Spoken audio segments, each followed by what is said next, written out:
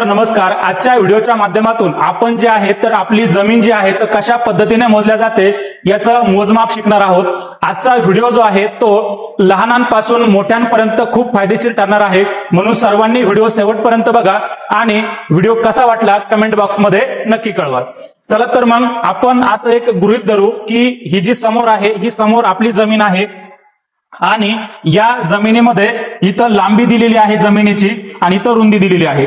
मग खालच्या बाजूची जी लांबी आहे ती 520 आहे आणि वरच्या बाजूची लांबी आहे 430.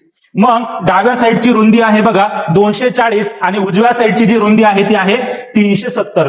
मग आता जमिनीचं मोजमाप करण्यासाठी तुम्हाला काय करावं लागत असतं की ह्या दोन्ही समोरासमोरील बाजूंची बेरीज करून त्याला 2 ने भाग द्यावा लागत असतो, म्हणजेच ह्या दोन्ही बाजूंची सरासरी काढावी लागत असते. मग सरासरी काढण्यासाठी आपण काय केलं की 430 आणि 520 ह्या दोघांची बेरीज केली, ती आली बघा 950. 950 ला 2 ने भाग दिला तेव्हा उत्तर आलं 475 आणि हे जे 475 आहे हे 475 लांबी आलेली आहे. त्याच प्रकारे ही जी रुंदी आहे 240 आणि 370 या दोघांची आपण बेरीज केलेली आहे, ती बेरीज 610 आली आणि 610 ला 2 ने भाग दिला तेव्हा 305 आली. आणि लांबी आणि रुंदी आपण दोन्ही गोष्टी फुटामध्ये घेतलेल्या आहेत. त्यानंतर तुम्हाला काढायचं आता क्षेत्रफळ. मग क्षेत्रफळ काढण्यासाठी सूत्र आहे लांबी गुणिले रुंदी भागिले 1089. 1089 काय आहे तर 33 गुणिले 33 जर आपण केलं तर 1089 उत्तर भेटतं आणि हे जे 1089 आहे ते एका गुंठ्याचं माप आहे. मग आपण लांबी घेतली 475 आणि रुंदी घेतली 305. मग त्यांचा गुणाकार आला 1,44,875, त्याला भाग दिला 1089.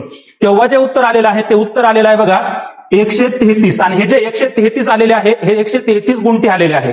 मग तुम्हाला जर प्रश्नाचं उत्तर सांगायचं असेल तर किती गुंठे आहे तर 133 गुंठे असं त्या ठिकाणी सांगा.